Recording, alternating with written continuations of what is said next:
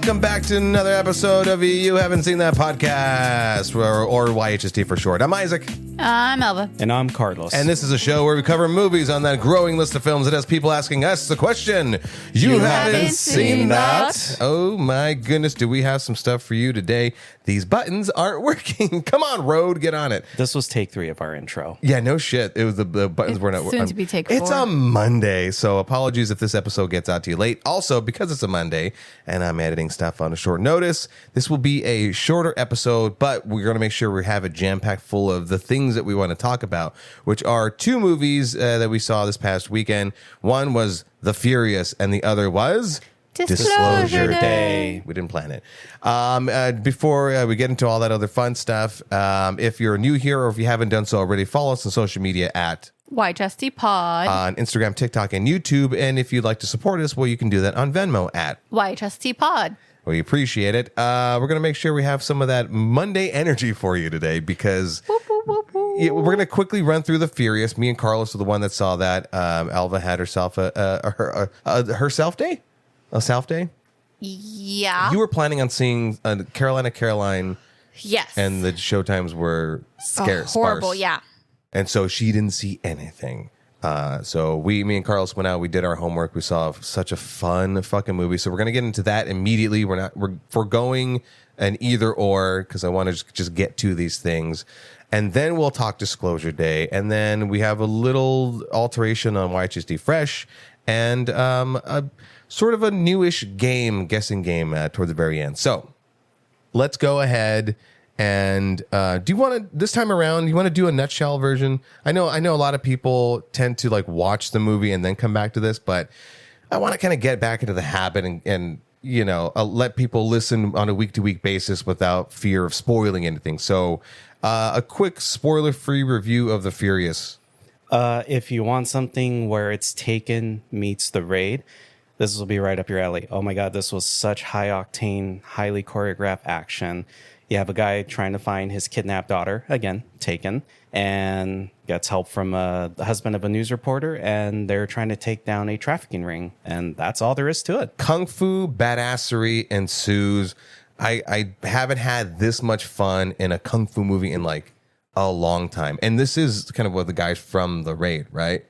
Some of them, at least. Yeah. But if you like The Raid 1,000%, you're gonna love this shit. And then a quick roundtable for Disclosure Day, spoiler-free snack size review. Emily Blunt and the guy who should play the live action Remy or Ratatouille. Go watch. Brian O'Connor? No, John? Josh O'Connor. Josh O'Connor, okay. yeah. Just go see it. Carlos, take it away. If you want to see a few characters out on the run from shadowy corporation government agencies trying to reveal the truth, this was very much like a thriller. This is pure Spielberg coming back to his true form. I miss seeing Spielberg movies in theaters, so that's all I got to say. I wish we were on video because Carlos's physical, things, his gestures are way more energetic than his voice lets it be. You need the movements of the end. Huh? That's how I channel myself. It's Spielberg doing what Spielberg does best. And it's a ton of fun with great acting, with emotional beats that I choked up in many parts, and we'll get into later, obviously. Fantastic score, grounded action moments. There were a few parts that maybe didn't 100% work, but I think that like 95% of the movie made it such a fun theater experience. So go out, go see these movies. And if you haven't done so already, watch watch Masters of the Universe. And I say that specifically, thanks for my friend Ian reminding me, I'm just texting him right now, because he finally went out and saw Masters of the Universe and was like, I'm so mad that it didn't win the box office because a piece of shit movie like Scary Movie 6 was the one that beat it out. Exactly. Yeah. So, all right, so then let's go ahead and get into it. Carlos, The Furious. What the fuck was that? Sorry. You taking photos of me? Hey, get the camera off me, okay? Carlos said to mute your shit. What an unprofessional. Do you want photos of us doing the podcast? Mute or your not? shit. My God. Carlos, take it away. I apologize for my wife's unprofessional, rude interruptions. Yeah, The Furious. I mean, I haven't seen a good martial arts movie in quite a long time in theaters. I remember watching them as a kid in the 90s, And this just brought back a lot of memories. My dad used to watch these types of movies, especially like Jackie Chan movies from back in the day. Dear God, Jackie Chan's fun. I mean, the stunts in this movie was great. The choreography, the human endurance. Holy that fuck, all man. these characters, I mean, I kid you not, no over exaggeration. These characters get beat the hell up and they're somehow still fighting, running at each other with full energy that there's no humanly way possible these characters could fight. Like I know the characters have the endurance, and I'm very curious to see what the behind the scenes look like. These action films, there are a lot of cuts. Very rarely are there like oneers because there's there's so many components in a particular fight sequence, and you gotta put crash pads down and whatever. Yeah. But I'm very curious of like exactly how many, I guess, pieces of the whole entire choreography are there, and how many breaks do they get? Because if they are just trying to like run it all the way through, I'm sitting there tired like a fat ass watching these guys just fucking go at it. Absolutely insanity, man. Yeah. I mean, there were a few fight scenes where it felt like a oneer. I mean, you could see like where the cuts were. Yeah. But I still want to know like all the behind the scenes stuff. Like, how do they film these fights, honestly? Dude, not only the filming of it, because it's one thing to just have like a kung fu action sequence, but you got to sell it. Like, you got to sell it as a stunt man. So sometimes they're actually taking hits, which I think I remember hearing about with The Raid. So they're taking, I mean, they're not getting punched in the face, but to an extent, they want to sell it. So, kind of sort of hit me, And then a lot of times the camera movements themselves are dynamics. And so, the camera's getting in there and it's whip panning and doing all this stuff to encapsulate what is already these energetic fight sequences. Not to mention the choreography. There are very long fight sequences. There's like a dozen or whatever. Maybe I'm over exaggerating, Yeah. but each one, I'm always thinking, well, surely we've done all the moves. A punch is a punch is a punch. No, it's like a dance to an extent. It's not quote unquote real, but it is still very, very fun. But I'm like, and that's new, and that's new, and I'm still oohing and awing through these intense fight sequences. Yeah, I mean, it's not just them punching each other, the kicks. It's all the dodge moves. So many dodges. I'm like, how? Like, again, so much coordination had to go into all these fight scenes. Without a doubt. I mean, it's to that point where you think one fight sequence takes a lot of actors or performers, even stuntmen, like a very long time to get down, to learn it and then learn it in order to sell it well. Yeah. And the number of fight sequences is completely mind-blowing. I don't know how the fuck they did this. We didn't do any research, so we will then have to go back and really look into what the fuck they did. But what was I going to say? It does jump straight to it. It doesn't dilly nor dally as far as like the storyline. It knows what it is. It gets into it.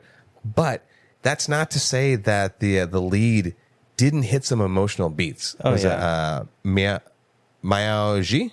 Ji Miao. I'm sorry if we're butchering his names. He plays this mute handyman with the mysterious hidden past. But the moments where he's just angry, furious, or just emotional, because his daughter's missing or whatever, I'm fucking feeling it. And I didn't think I would feel anything in a kung fu movie. I cannot recommend this movie enough. My friend Doug ended up seeing an early screening of it, and he's like, dude, I can't wait for you to see it. And I immediately was messaging him just raving about this shit. Yeah, I mean, honestly, like, if you guys could go see this, go watch it. You want to see a good martial arts film, I mean, this is one that can't miss. And to segue it a little bit, it's such a great time these past, I'd say, like 2 months to be a movie lover, because we've seen breakout movies like Obsession, these, internet cult classic like Backrooms, and, horror has been fantastic, minus Passenger, go fuck yourself. There's been Masters of the Universe. I've had so much fun with Mando and Grogu. Like, it's been a great time to go to the movies, and The Furious is one that you need to experience on the big screen. But the next movie that you 100% need to experience on the big screen is Steven Spielberg's latest sci-fi alien movie, Disclosure Day. That's how we're going to get copywritten. Elva, do you want to take it off first? Do you want to start it off? If you found out you weren't alone, if someone showed you, proved it to you, would that frighten you? That's a tagline? Yes, it is. Oh, That's honestly, that's a terrible tagline. If you found out we weren't alone, if someone showed you, proved it to you, would that frighten you? All right. Spielberg, did you write that? This is directed by Steven Spielberg, written by David Koepp, starring Emily Blunt, Josh O'Connor, and Colin Firth, as well as Colman Domingo. What a great year for that guy. Seriously. Everything's just very different. We've seen 3 movies with him this year with Dead Man's Wire. He was like that radio Yes. DJ host. And then Michael. And Scary, now Disclosure Day. I feel like there's a 4th one that he was in there. Probably. Oh, I'm blanking out of that. Oh, no, Running Man last year. That was last year? That was last year? Yeah. Oh. Maybe the end of the year. Technically last Yeah. year. That was a little forgettable. But anyways, moving on. First thoughts?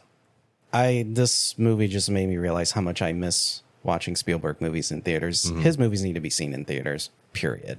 And I will fight anybody that's like, I'll catch it at home. You better be a rich person with a fucking, IMAX screen. In-home theater system. Yeah, with top the notch. tuned audio, because this isn't anything where you just, watch it on your regular ass TV. Spielberg is like everyone's favorite director. Did this stand out as like a craftsman when you were watching it? Did you go like, ooh, the storyline, or did you go like, ooh, look at the directing ability? Or like the spectacle. Ooh, look at Spielberg. I know this director. No, I think it was more of the storyline because the only trailer I watched was the one with Emily Blunt, which is like the first teaser trailer. Right. Besides that, I was like, I don't even know what this thing is. Are we having is it a zombie thing? I don't think he does zombies. Is it like a pandemic thing? Is it like the world ending? Because he did like War of the Worlds. Right. So I'm just like, or is it like a disaster kind of crisis going on? I'm like, you know what? When I see it, I see it. But you would say even from that trailer, you felt that intensity, like the skills, No. like the scale was high, or No, not really. the stakes were high. I'm sorry, I said the scale was high. No, it just felt like the trailer didn't give me enough to feel what I wanted because it left me questioning what it was. I think that was the intention. Yeah, and I liked that because I went in with questions. Yeah. And then I was like, okay, this is what it is. So I was like, this is amazing. I didn't really have anything bad to say about it.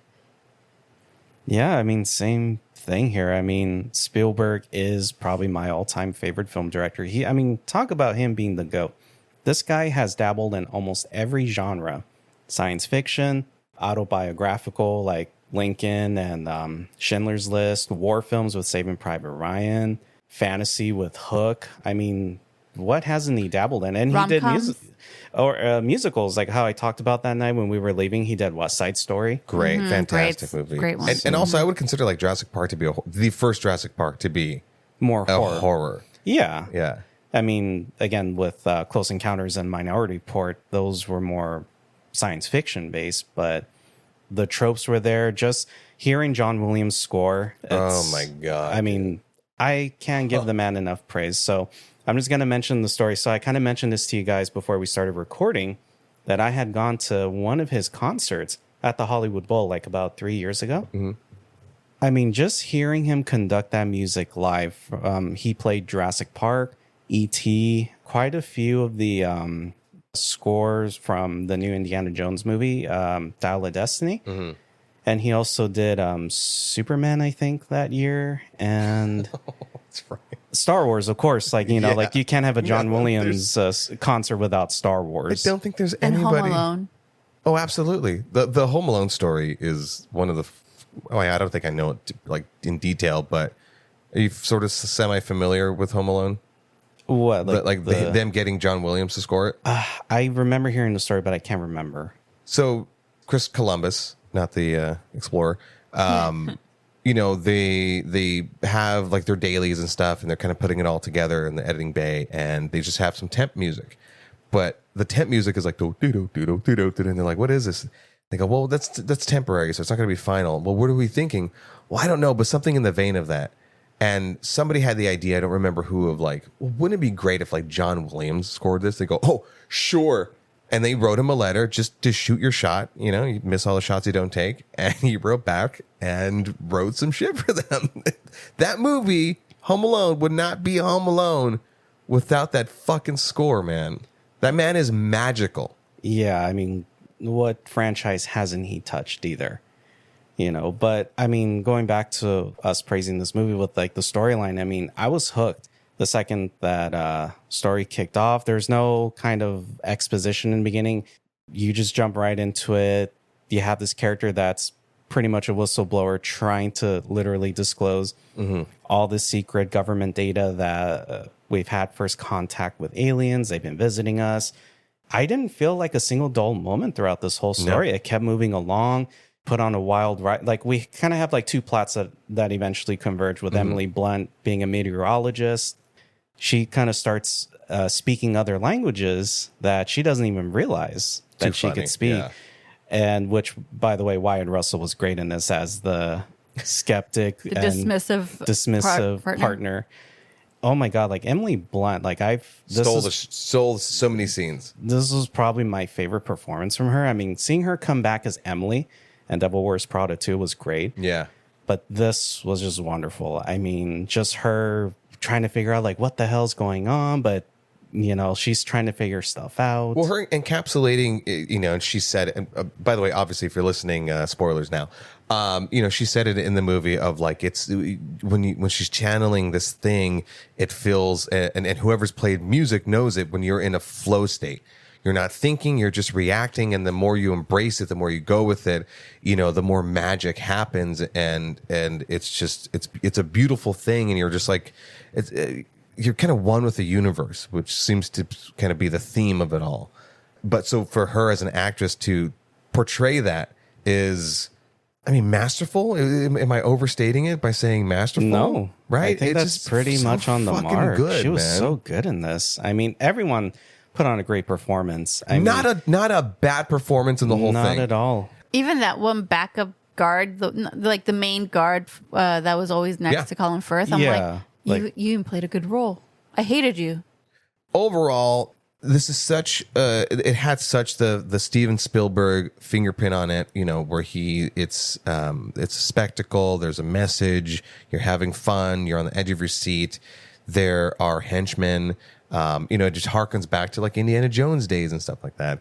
And where the bad guy isn't just a bad guy for bad guy's sake, where he does have more or less a little bit of a redemption arc, but an arc in general, maybe not a redemption arc, but you see his reasoning. You know what I'm saying? Where it isn't just a black hat for black hat's sake. Yeah, like he's not a sadistic villain. He's not taking pleasure in this. He's just doing what he thinks is the right thing to do. And that's what I loved about this movie is that, yes, it's about conspiracies of, you know, have aliens come to visit Earth, but this does delve into the question is, okay, if you had all this information, is it the right thing to disclose it? And there are a couple scenes in this movie between different characters where they have a conversation that's like, why we need to disclose this, but then you have the other person saying like, I don't think you should. Okay, I want to point that actual scene out specifically. It's between Josh O'Connor and Eve Hewson, who plays Jane, which is O'Connor's girlfriend, love interest. Yeah.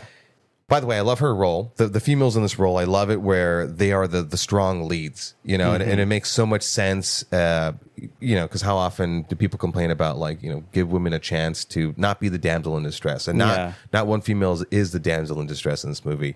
So that conversation, this is what makes Spielberg amazing. This is why he is a craftsman. Okay, he has said in an interview that, and he if you go back and watch Jaws.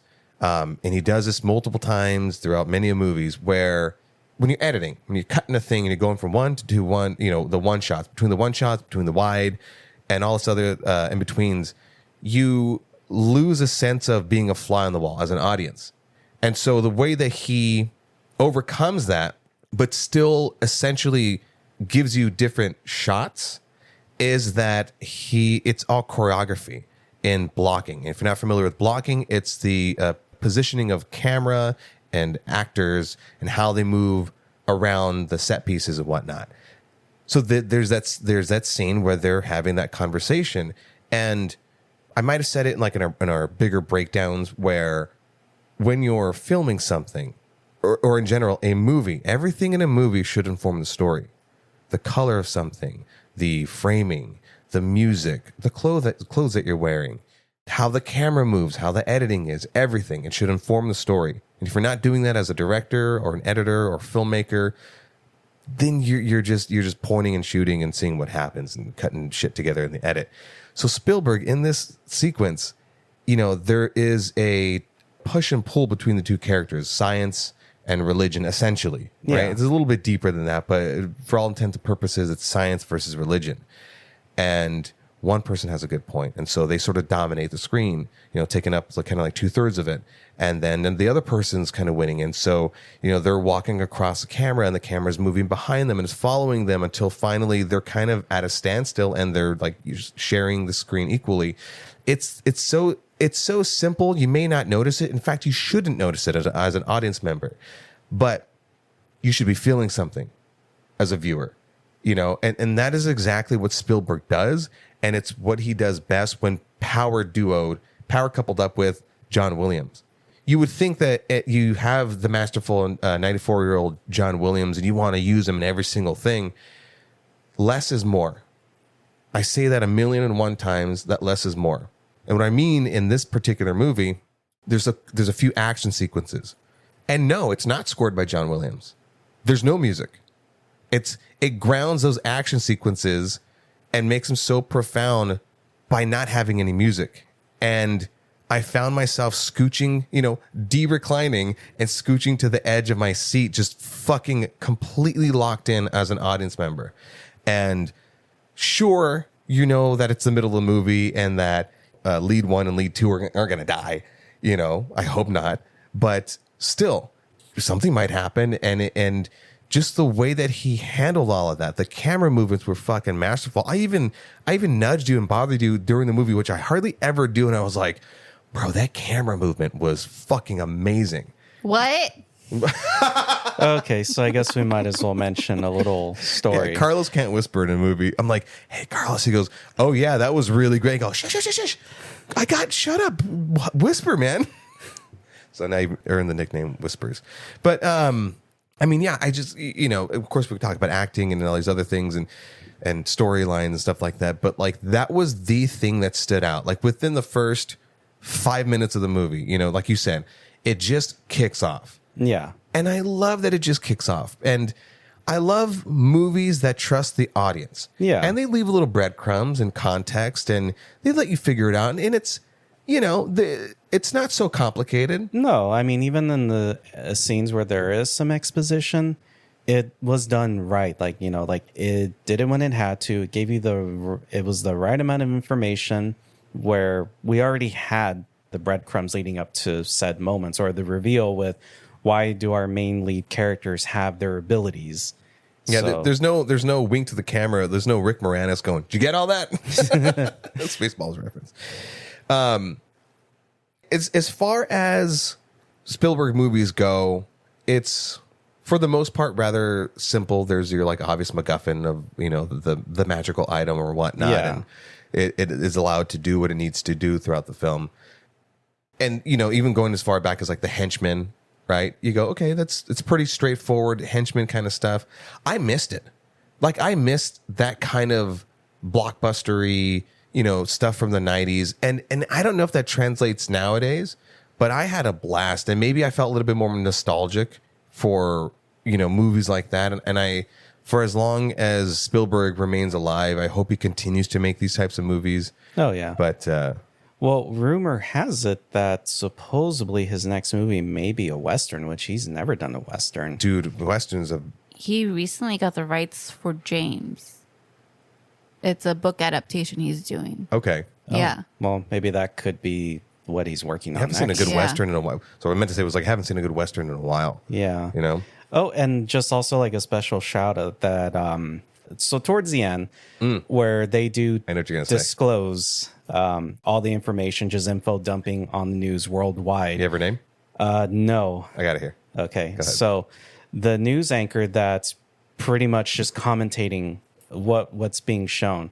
My God, like that emotion she was showing. Like, I'm wondering, is this a legit news anchor, or has she just like watched other news anchors when they deliver like monumental moments? Like breaking news happening right now. So before acting, Courtney Grace was a real news anchor. Wow. Oh, nice. That Okay. explains it. And it's such a small role, but it just, again, added so much weight. A perfect button on Exactly. everything going on. I want to talk about the motion.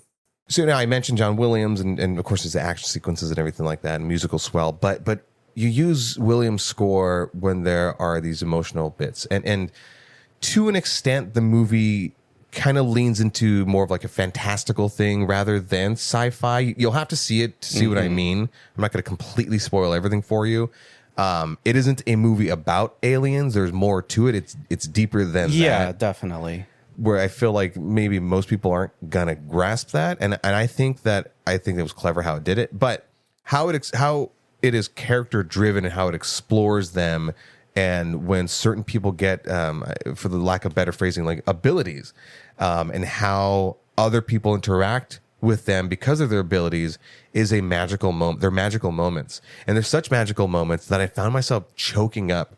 When I was scratching my eye, I didn't have a thing in my eye. I was trying to wipe tears because it was just, it wasn't like, oh, and then that person dies and they touch their soul. No, it was just a beautiful like orchestration of actual, orchestrated music and camera work and acting and just all together that hit perfectly in the symphony of emotion where I'm just choked up.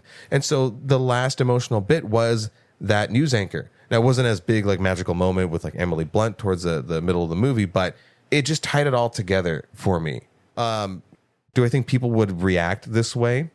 Like actual in the movie, if they discovered aliens were real, and so as far as like the world, maybe not. Maybe that's why it leans into sort of that fantasticalness, But just that moment of Courtney Grace, as a news anchor, trying to hold it together because it's such a touching moment about receiving all this information and whatever it means as far as our place in the universe was beautiful. I think there was a moment where Emily Blunt's character is looking at a man. I forgot the dog or the things. It's like, he's a good boy. And I'm just like, what? Why would you do this to me? What? He wants you to be there. And I'm like, I know what he wants you to be. Yeah. I was like, how dare you do this to me? Throughout the whole movie, like there was that swell, like not that much of a, for me, which is weird because I usually like I feel the emotions in movies. But for this one, it took me a while to feel that emotion, but it's not because I wasn't paying attention to it. I was paying attention to other part of it. Like the conspiracy part of it got me more than like the emotion until the end, till when I think Colin Firth's character sees his like deceased wife. Right. Yeah. Like right there, I was just like, okay, I'll feel my emotions now, and then continue on, and then that's when like more of the emotions start to go on, because all the other emotions were like would it be fear, would it be like anger that your own government's hiding this kind of thing, which brings me to like the next question is when it comes to this and if it would be happening today, which I feel like, whatever. Would the government reveal these things? Well, I mean they have, but like it's all still like not fully uncensored and it's stuff. not like, fully disclosed. That's why it feels like I think I heard somebody say this and I was kind of fighting against it, but it's kind of a point where maybe this particular storyline is a little bit outdated, maybe the presentation of it, because we want things so grounded so often, like, oh, people wouldn't react that way. I'm like, sit down, shut up. This is a Spielberg movie. This is funsies. This is funsies with a little message, which is the whole point. Yeah. That it takes a sort of magical film like this to show you guys, like, we should be this way. We should have empathy. We should have honesty and transparency. I think, yes. I think it's more likely with Epstein's files, people more anger. There was more anger with that. And I feel like that is the correlation to what this movie would be with files being released. Yeah. It would be that, where you would have like the 50-50 of people, but you would have the majority of them being like, what the fuck is going on? And I think that's what this movie wanted to be, but people are so focused on the topic of aliens that they don't let that part go, which is like the frustrating part, because it's a conspiracy part of it. The whole thing is government secrets is what they're trying to like Yeah. let you know, like, hey, we bring you this movie as like this one topic that we all know, and there's like the vast conspiracies on, but we want you to focus not on that one topic, but on the whole thing of it. But people are so blind on that. Well said. I mean, I guess this is where I guess we'll maybe start delving into like what were the problems that people were apparently having with this movie. Well, I mean, let's go into that in a beat or two, because I'll lightly kind of just touch on some of the things that maybe didn't work for me, and it's very little. Yeah. One, there are animals in this that are very important. They're integral to the story. I've seen CG done a lot better. I watch a lot of Corridor Digital, and I've seen them do shit that's like it's amazing. I mean, we have seen a lot more better animal effects. I mean, Planet of the Apes, the recent ones. Yeah, absolutely. So it was something where it's like, hey, if the animals are so important to this thing, spend a little extra time. I'm not gonna say money, because the director for like fucking -1, it's like you just spend time. It's passion. Yeah. That could have been polished a lot more. What was the other thing? Well, I guess there was also that scene. There's a scene where Joshua O'Connell's character. That's it. I know what you're talking about. I'll go to. I got it from here, Carlos. Okay.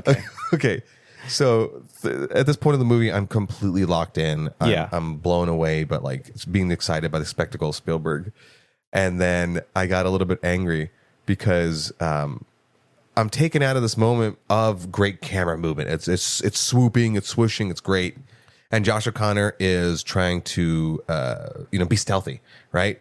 And apparently he rolled a 20 and is hiding behind a very bare and naked fence. Oh my God. My main I think that was my first like, what the fuck is going on What are you moment. doing, man? With- You're 10 feet from the fucking baddies. What are you With doing? maybe a couple dead branches, which are super thin. May or may not be Bro. Twigs. He was stomping around. He was stomping around. It was not even quiet. It's like backpack.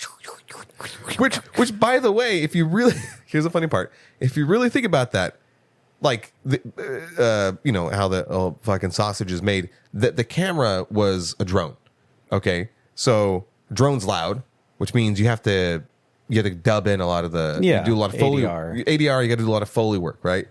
So it was somebody's choice to throw in loud crunching fucking branches and leaves and whatnot. So they could have just not done that. Yeah.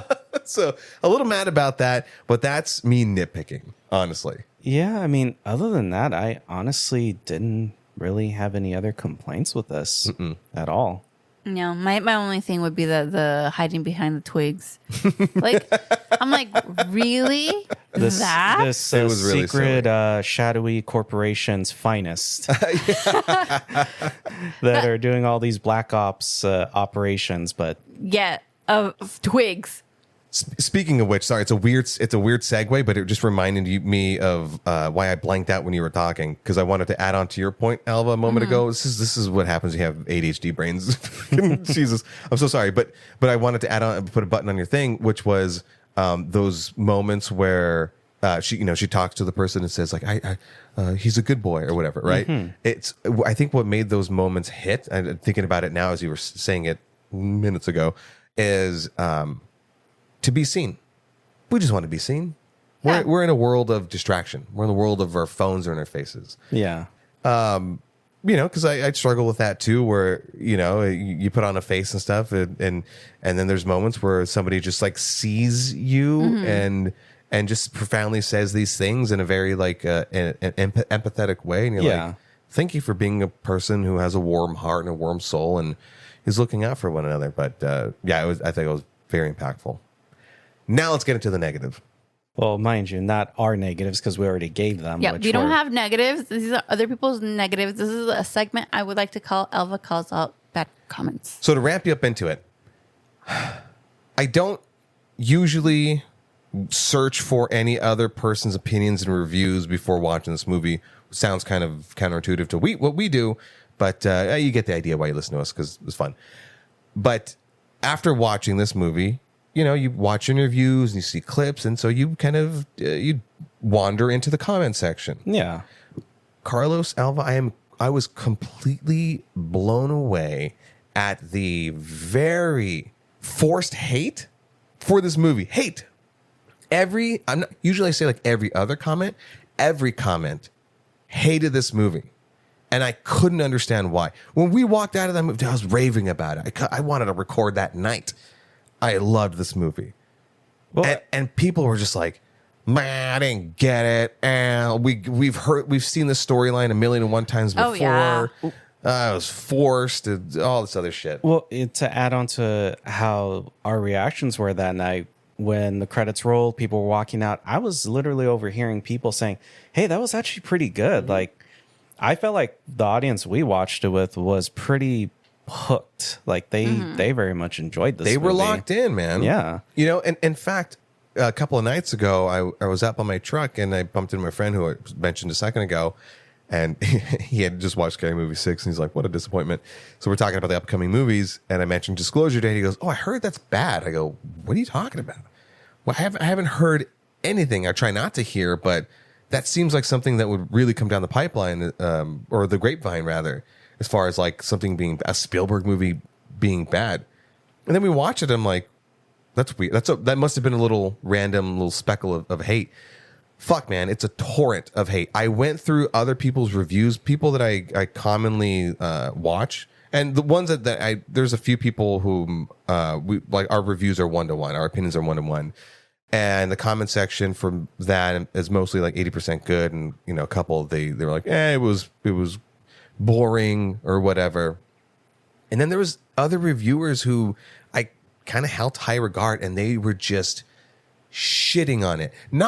I don't mean like, oh, well, you know, it's maybe not at the right time. No, they were like, the one person says, from the start of the movie, it was terrible. What fucking movie did they watch? I'm mad. I'm so mad. It pissed me off for the majority of my day, dude. Because I just didn't understand this hate. Now, I don't know if it's intentional or if they're doing it for clicks. Shout out Angel. He goes, nah, bro, it's the Nickelback effect. You know, where a group of people just go, man, let's just shit on this thing here just to drive hate. It angered me to no end. Because we're in this era, at least these past couple of months, where there are so many good things to see in theaters.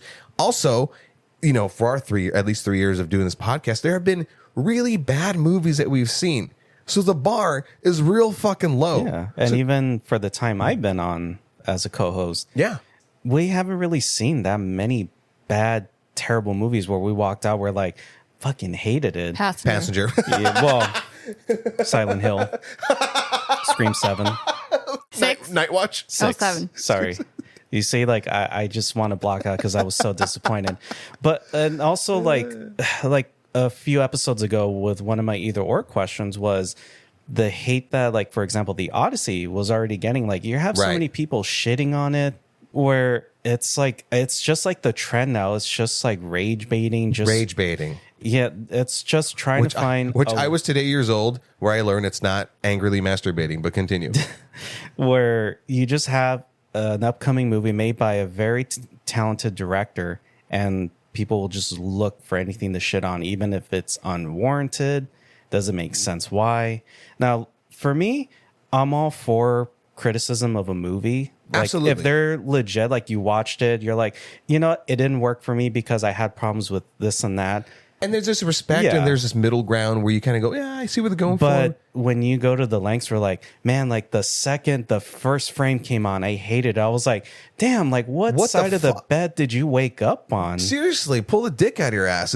It was insane, man. It was unwarranted. But Alva has some stuff pulled up. Yes. So, Instagram does not like movies because I went on TikTok. I went everywhere else. I even went on Letterboxd.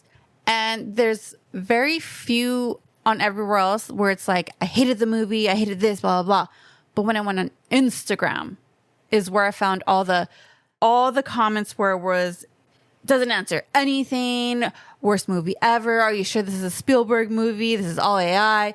And I took my time. Insane. I took my sweet time to go through these people's pages, and I love it. Oh my God. love it because let it rip. What did you find? One was like the screenwriter person, whatever. I'm like, you only have 4 posts, and I'm pretty sure you're just putting screenwriter, movie, whatever. And I'm just like, I don't think so, because if you were one of the, like, a person who actually loved creating these, even if it's like a show or anything that you're doing, just doing screenwriting for, any kind of thing where it's artistic, you would have a different point of view instead of like shitting on a movie that's so bad. Passengers, come on, that one was bad. 2015 Fantastic Four, that one was fucking bad. All right. Madam Web for you. Can I piggyback on that a little bit? Yeah, go ahead. So I saw somebody that was actually defending Disclosure Day, and I'm like, good for you. And I hit the heart button, and then I read the rest of their thing, and they're like, like I liked Passenger, and I unliked it. Yeah, it's like you lost all credibility with me. Completely out the door.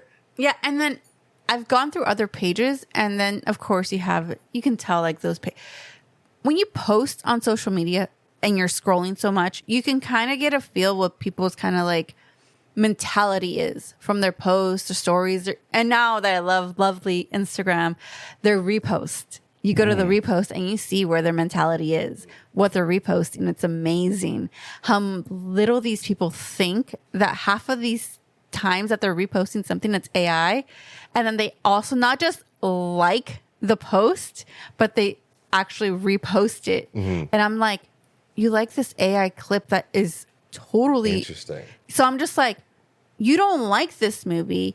You don't even like conspiracy theories, because I'm pretty sure, as someone who can deep dive into any conspiracy theory, give me a fucking day, I will know everything about it by the end of the day. You will at least give this movie a chance. Yeah, the topic of aliens and conspiracy theories is a little bit overly done. Yeah. But are you going to tell me that Spielberg's going to do a movie about Epstein files and put it out there, and then I'll give you that for sure. networks aren't Yeah. going to put it up there? No, they're not going to do that. So sometimes you have to fall for a safe thing, so it can be put out there. And yeah, the safe thing would be aliens, but still, I'm pretty sure I want to see those all classified things Yeah. fully.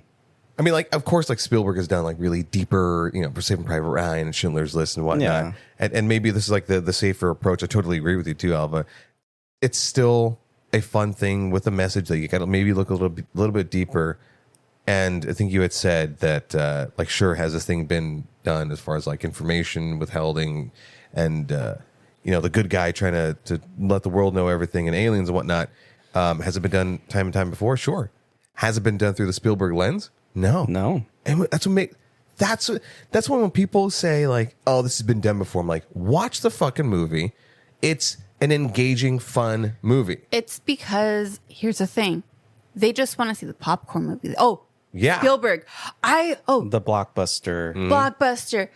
That's cool. How about you use your brain that's in your head? Yeah. Use your fucking brain. So, Let him have it. Like, that was the other thing that I've noticed, like, with people hating on this. Like, oh, like, this isn't really, I was expecting to see aliens throughout the movie. It's like, well, I mean, if we're going to nitpick that, well, technically, we did see aliens throughout it. Remember with the animals that, not the best rendered. Bro, we saw more characters. aliens than we did in Close Encounters. Yeah. And it's And like signs. if you were paying attention, What's that the Spielberg? aliens were there observing our characters throughout their whole journey. Yeah. And again, even if you were expecting like an invasion movie, watch War of the Worlds. Yeah. This isn't technically an alien movie. This was just more of a human story. That's Yeah. what this was. And I think also that's why people hate it, because they don't treat people with kindness anymore. You don't see people treating with kindness, Yeah. opening a door for someone, saying please and thank you. You don't, it's the small things that you don't really have to Yeah. do. Like, okay, cool.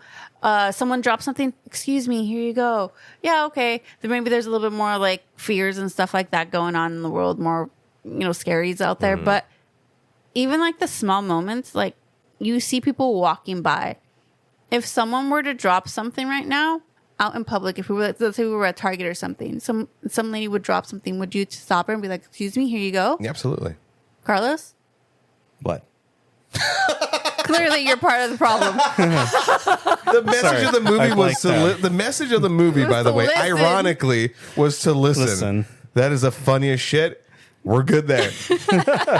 But it's what's so ironic too is the second part of this movie, one of the many themes is empathy, Yeah. and the fact that people are just shitting on it. It's like, yeah, you guys are assholes. This isn't. They missed the message of Yeah. the Shit. thing. Because Yeah. that night after we watched the movie, I watched the Screen Crush video about like the ending explained, which is a pretty cool breakdown if you kind of want to see like what was the interpretation of like the final scene. But again, what I love about the movies is just going to the movies in general. It's a shared experience. We're all there in the moment. Yes. And what I love the way how this movie ended, where you have, because in the background you have World War III looming, which, okay, maybe it's not that far off from our world. Yeah. No, we're kind of there. You know, you kind of see there's a scene where there's like panic on the streets and all that, but there's a moment in the movie where the entire world just stops and they're all having a shared moment where everyone's listening and watching. And people are forgetting that World War III is about to happen. And for all we know, it probably doesn't happen after the movie ends. Again, it goes back to the whole story is that we have to like listen. And again, empathy. It's pretty much how you two both put it best. Yeah, but you even mentioned a part which just triggered something in my mind right now from the movie. It's like the gas station scene where everyone's panicking. Yeah. It's basically like how when COVID happened, 2020. everyone was panicking to get the basic essentials, but everyone was fighting over each other instead of like, you know what, I have this here, you have one of mine. Yeah. I can survive with this. Like that shows you right there that part right there is the lack of empathy in the world. The fact that he had the guts to make a movie about all of that and show it, but not only that, but then now have like people shitting on it for that. That's kind of like fucked. Yeah, because remember, like Eddington was it was 1-to-1. Like, here's how COVID went. And Yeah. people were like, well, no, were we really like that? It's like, yeah, you assholes. Yeah. And so let's sort of disguise it a little bit. And the people don't want to see, because now like people are going to be making movies about, because now it's a historical event. People like to make historical movies about certain things. Yeah. Of course, they don't want to see how they acted because they don't want to see face that they are the problem of all this. Yeah, for it's sure. like, I did this horrible thing, but I don't want to own up to it. I pushed that lady for my toilet Yeah. paper and my eggs or whatnot. Fucking line Said for a lot eggs, I of swear to said a lot God. of the January Sixers, huh? But let's go in and wrap this. Put a little bit of a bow on it. So all that's to say is whatever hate you guys are hearing out there about this movie and just about anything in the world, form your own opinion. Yeah. You know what I'm saying? It's going to be like top favorite movie of the year. Easily. Fucking easily. It's such a great movie. Is it a perfect movie? No. But it's Spielberg doing what Spielberg does best. And I can't say better things about it, honestly. Yeah, I stand by that. Just go watch it for yourself, form your own thoughts, and Don't wait for it to stream. and No. let us know your honest opinions on the movie. Go Yeah. open-minded to Yeah. it. If you've gotten to this far into the podcast, type alien in the comments. So I'm going to do a little bit of an abbreviated YHST fresh. I just want to get your guys' personal ratings of this movie, and then I'll tell you what the RT score of this movie is, and then we'll move on to a little bit of a guessing game. Yeah? Yeah. Okay. Carlos, kick it off. What's your personal rating of this movie? For Disclosure Day, I'm giving it a 95%. Alva? No, 93. And, I'm sorry, and also what do you give The Furious? 85. 85. So with The Furious, 97% critics, 95% audience. So it's Ooh. like near perfect. Okay. And for Disclosure Day, 81% critics, 72% audience. I can tell they don't want to look themselves in the mirror. Seriously. Yeah. So I didn't do the I'm music. disappointed in you people.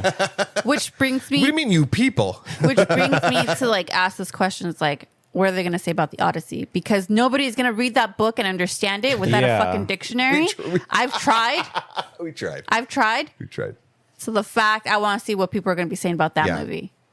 It does get me scared of traditional film in Yeah. traditional blockbuster movies. Yeah. You know what I mean? Because obviously, like, art house stuff, it's like there's a specific audience for that. There's a niche audience. There Yeah. you go. Thank you. Okay. Quick little trivia game. Because of all this anger and stuff, I want to remind everybody how fucking fantastic Spielberg is, and maybe how non-fantastic some of the things are. So I want you, Carlos and Elva, I want you to guess what you think, according to Rotten Tomatoes, is the top 5 best Spielberg movies and the top 5 worst Spielberg movies. Alrighty.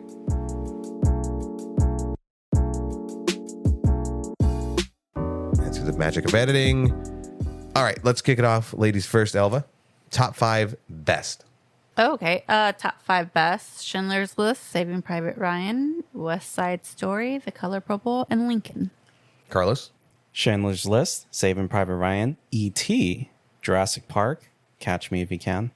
Okay, so according to Rotten Tomatoes, number 1 top rated Steven Spielberg movie is E.T. Whoa. Okay. Number 2, Schindler's List. Number 3, Jaws. Oh. Number 4, you said Catch Me If You Can, Yeah. Yeah. but not in that order. Not in that order. And number 5, Indiana Jones and the Raiders of the Lost Ark. Did anybody score in the proper places? No. Not exactly. Was kind of scrambled up. Scrambled up. I mean, we had a couple entries right. Okay. And now for the top 5 worst Steven Spielberg movies. Kick it off with you, Carlos. Indiana Jones and the Kingdom of the Crystal Skull, number 1. Number 2, the Twilight Zone movie. Number 3, Indiana Jones Temple of Doom. 4, BFG. And then 5, The Terminal. Elva. Got The Adventures of Tintin, BFG, always. Indiana Jones, Which one? the Crystal Skull one that you can't say, and Ready Player One. Okay. Okay. Because You had your opinions about yeah, that. yeah, I do. Okay. According to Rotten Tomato, the lowest score, number 36, which would be number one, is Hook. 1991's Hook at 37% on critic score. Number 2, 1941, That was also on my list. I was battling with that one. Oh, yeah. which I'm not familiar with, which it came out in 1979. Confusing. Number 3, the Twilight Zone movie. So you had that on yours. Okay. Number 4, The Lost World, Jurassic Park. Oh. I felt like that hurt you a little bit. And then number 5, somebody had it, The Terminal. Yeah, that was me. That's 61%. Did Alva, did you get any of them? No, but the terminal doesn't. No, it's not bad. What the I hell, like people? the Terminal, I've never seen actually. it. I actually Oh, like it. dude. Yeah, I've been watching clips. But Yeah. It's a very lighthearted story, like a feel-good story. Yeah. You know what? People don't like emotions. I've noticed this. don't. And also, RT critics, they can kiss my ass. Alva, you were kind of close, though. Ready Player One was number 29. Yeah, I don't know what my beef is with that movie. I actually really liked that. I think also it's because I was trying to remember the list, the movies and stuff like that, and I couldn't remember if I liked it or not. So I was like, if I don't remember, I'm gonna put you in the bottom. I had read the book first, and I was more of a fan of how the book's vibe and tone was. That Yeah. it was just so different that I was already like precious about it. So my preciousness ruined it. So, well, there you go. There you have it. There it is. I said it was going to be a short episode. I lied. Any We questions? always lie in this podcast. Short episode, my ass. You know what? but I really had a lot to say about this shit. So Yeah, I mean, again, it goes to show like the deeper meaning of Disclosure Day, how much we all had to say about the message of the movie. So that's why go watch it. And it shows that I wasn't listening. What? All right. So just remember to follow. I had to on social media. I think we YHSD Pod. And if you want to send us money at Venmo, YHSD Pod. Don't forget to like, share, and follow for more news and movie reviews on YHSD Pod. Okay, bye. Remember, I can see your reposts on IG. Trust me, I will find a way. And also, a big shout out to the no? Okay. Our outro. Oh. You were there. You guys were there. You pieces of shit. And remind us to let us know what movies are on your growing list of films that has people asking us a question. You haven't you seen haven't that. seen that. Fucking Monday energy. Fucking Mondays. It's man. not Monday energy. I had it, and then I just had more to say, but whatever. Okay, go ahead. I don't want to say it anymore. It's not important anymore. Happy Monday, people. Okay, bye. All right, laters.